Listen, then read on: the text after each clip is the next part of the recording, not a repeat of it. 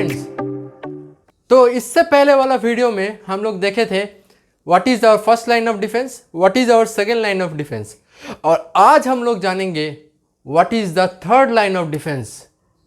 मतलब first line of defence अगर pathogen pass कर लेता है तो उसके ऊपर अटैक करता है सेकेंड लाइन ऑफ डिफेंस।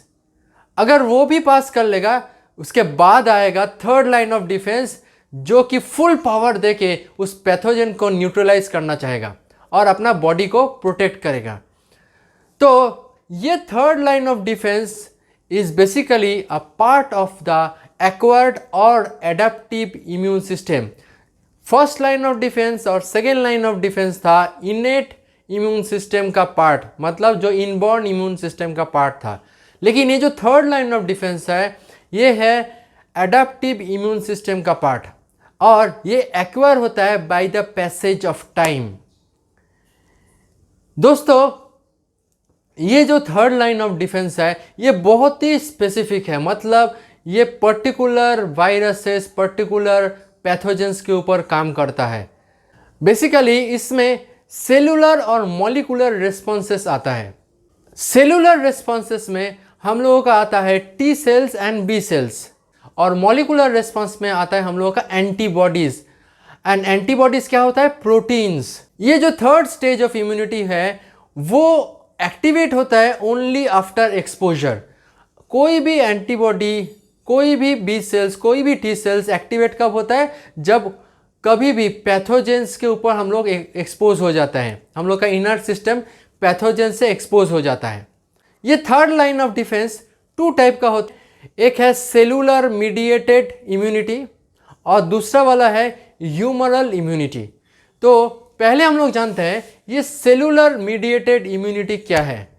तो बेसिकली ये सेलुलर मीडिएटेड इम्यूनिटी आता है by the action of T cells, और ये टी सेल्स सिंथेसाइज कहाँ होता है? हम लोग का बोन मैरो में, एंड मैच्योर होता है थाइमस में, इसीलिए नाम आता है थाइमस से टी सेल्स। अभी ये टी सेल्स का 4 टाइप होता है। क्या क्या टाइप है? फर्स्ट है टी हेल्पर सेल्स, जैसे कि नाम बोलता है दिस इज बेसिकली हेल्पिंग। किस में हेल्प करता है? ये सिग्नल छोड़ता है, स्टिमुलेशन छोड़ता है।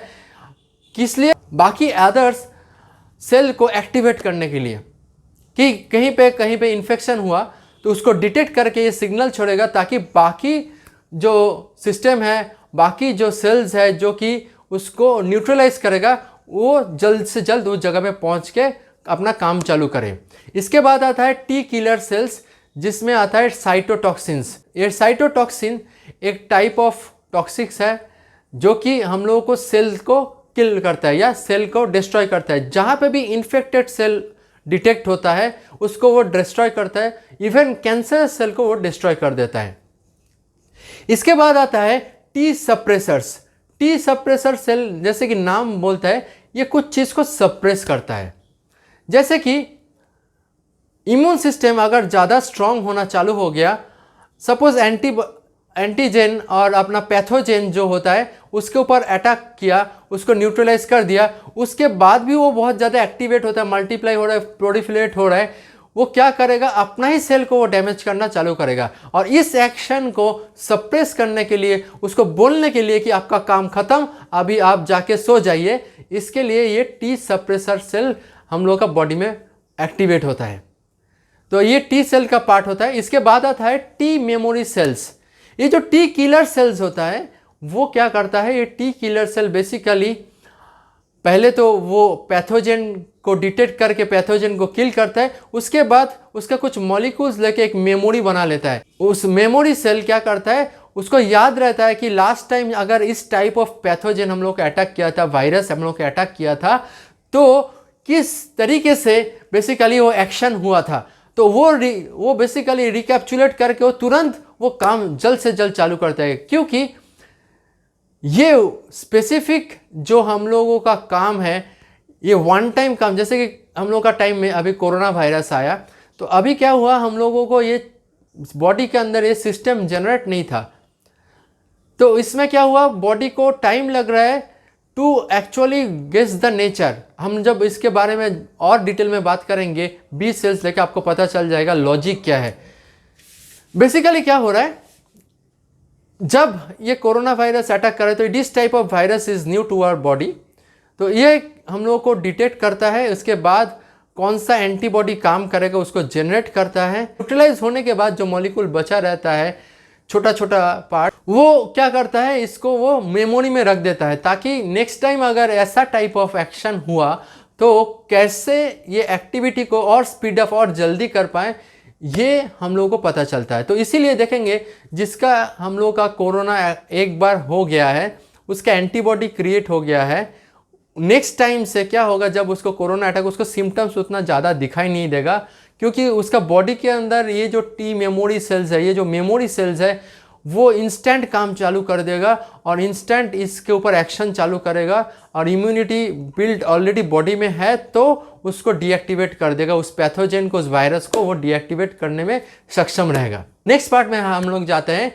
एक था हम लोग का सेल मीडिएटेड इम्यूनिटी और दूसरा वाला था ह्यूमरल इम्यूनिटी। ह्यूमरल इम्यूनिटी, तो ये ह्यूमरल इम्यूनिटी का नाम कैसे आया, ये एक्चुअली क्या होता है, एक लिक्विड फॉर्म, एक फ्लूइड हम लोग का बॉडी के अंदर जनरेट होता है, जिसको हम लोग बोलते हैं एंटीबॉडी, जो कि प्लाज्मा के थ्रू आता है। Antibody, antibody is a type of protein, is highly specific. और ये एंटीबॉडी कौन जनरेट करता है, बी सेल्स। इसका काम कैसे होता है, थोड़ा हम लोग फंक्शन को जानते हैं। ये जो टी हेल्पर सेल्स है, जैसे हम पहले बताया था, ये टी हेल्पर सेल क्या करता है, वो एंटीजन को डिटेक्ट करके सिग्नल भेजता है, किसको, बी सेल्स को।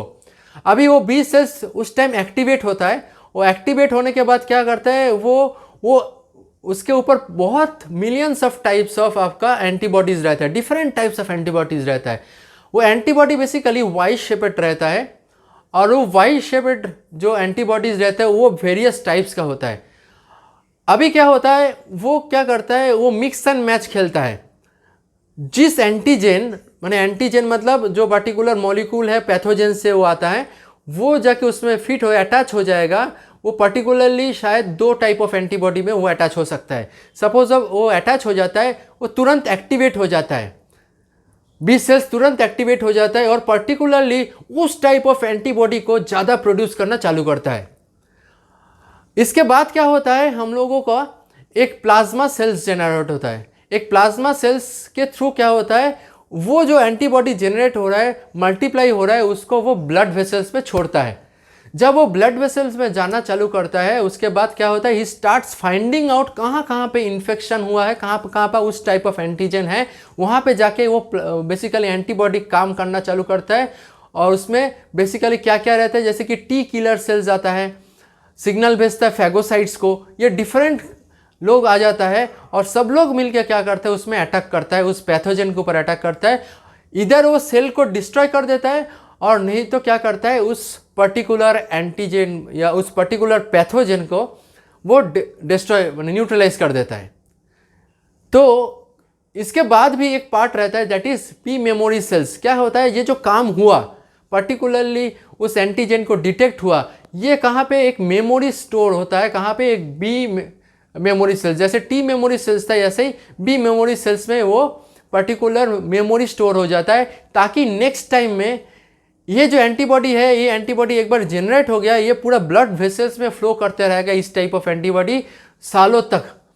नेक्स्ट टाइम जब भी अटैक होगा, ये जो रिस्पॉन्स है बहुत जल्द होगा। नेक्स्ट टाइम जो ये टाइप ऑफ वायरस अटैक होगा, नेक्स्ट टाइम हम लोग का बॉडी और जल्द से जल्द उसमें स्पीड ऑफ एक्शन होगा, बिकॉज वो ऑलरेडी बॉडी में क्रिएटेड है। इसीलिए दोस्तों क्या होता है, आप देखेंगे हम लोग को पता चल रहा है कि वायरस म्यूटेट कर रहा है, because they are also intelligent, वो भी म्यूटेट कर रहा है। तो आज का डेट में कोरोना वायरस जैसे हम लोग बोला बहुत ज़्यादा शक्तिशाली है। क्यों? क्योंकि लास्ट टाइम जो कोरोना वायरस आया था वो म्यूटेटेड हो गया, मतलब वो थोड़ा चेंज लाया, तो इसीलिए फिर से दोबारा हम लोगों को बॉडी के अंदर ये जो पूरा प्रोसेस को जाना पड़ेगा, और इसको जाने के लिए 7 से 10 दिन, कभी कभी और ज़्यादा दिन लग सकता है। तो अभी जिसका इम्यूनिटी स्ट्रांग है, अभी जो जिसका बॉडी में इम्यून सिस्टम स्ट्रांग है, वो क्या करेगा, इसको सस्टेन कर पाएगा, इसको सस्टेन कर पाएगा। आप ध्यान से समझिए इस बात को, क्योंकि ये टाइप ऑफ वायरस नया है जो हम लोग का आज का डेट में अटैक कर रहा है। तो इसको सस्टेन करने के लिए जो फर्स्ट लाइन ऑफ डिफेंस तो अभी काम नहीं कर रहा है, सेकेंड लाइन ऑफ डिफेंस को हम लोग को काम करना पड़ेगा, उसको सस्टेन करना पड़ेगा ताकि वो एंटीबॉडीज बनाने का टाइम या फिर वो जो मिक्स एंड मैच होने का टाइम हम लोग को जनरेट हो जाए, पर्टिकुलर एंटीबॉडी जनरेट हो जाए। उसके बाद उसके ऊपर एक्शन चालू करके उसको न्यूट्रलाइज करेगा। जिसके पास ये इम्यूनिटी सिस्टम स्ट्रांग है वो उस टाइम को सस्टेन कर पाएगा। उसके बाद क्या होगा, अपना एंटीबॉडी जनरेट अगर हो गया तो वो वायरस न्यूट्रलाइज कर पाएगा, उसका बॉडी के अंदर एंटीबॉडी जनरेट हो जाएगा और सालों तक ये उसके पास रहेगा उस पर्टिकुलर वायरस को मारने के लिए। टोटल सिस्टम को जैसे इनेट immune system, adaptive immune system, उसके बाद हम लोग इनेट इम्यून सिस्टम का बहुत सारा पार्ट को जाना, उसके बाद हम लोग आज एडेप्टिव इम्यून सिस्टम का जो हम लोग का थर्ड लाइन ऑफ डिफेंस इसके बारे में जाना। ये टोटल सिस्टम में आप देखेंगे बहुत सारा कंपोनेंट है जो काम करता है। सो फ्रेंड्स, हम लोग का 4 वीडियोस में हम लोग अपना इम्यून सिस्टम को जाना और इसके साथ जाना there are lot of components which are basically contributing to our immune system. और ये जो कंपोनेंट्स है, हर एक कंपोनेंट्स का कुछ ना कुछ रिक्वायरमेंट है टू स्टे हेल्दी। वो जो पर्टिकुलर कंपोनेंट है उसका प्रोडक्शन लेवल, उसका बेसिकली मेंटेनेंस लेवल, ये सारा चीज़ के लिए कुछ ना कुछ उसके पास खाना जाना चाहिए। तो क्या क्या चीज़ है जो ये सपोर्ट सिस्टम को एनहांस करेगा, स्ट्रेंथन करेगा और हेल्प करेगा to build a strong immune system, to build a system that can resist lot of pathogens. और हम लोगों को टाइम मिले, सस्टेनेबल टाइम मिले, ताकि नया टाइप ऑफ कोई भी वायरस आया अपना बॉडी को वो कुछ देर तक सस्टेन कर पाए ताकि एंटीबॉडी जनरेट हो जाए।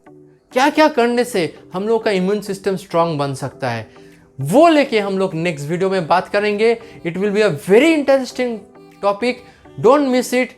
और अभी तक अगर आपको ये टोटल वीडियोस नहीं देखे तो हम बोलेंगे पहले आप टोटल वीडियोस देख लीजिए, बिकॉज लास्ट वीडियो में you will understand the logic why this nutrition is so much important, why exercise is so much of importance to us to build a strong immune system. Thank you for watching all the videos. अगर आप लोग अभी तक miss कर गया बाकी videos, हम link को शेयर कर दे रहे हैं YouTube। जरूर पार्ट 1 से लेके पार्ट 4 तक टोटल वीडियोस देख लीजिए, क्योंकि पार्ट 5 में जो हम आपके साथ शेयर करने वाला है that will really help you to boost, to strengthen your immune system rock solid.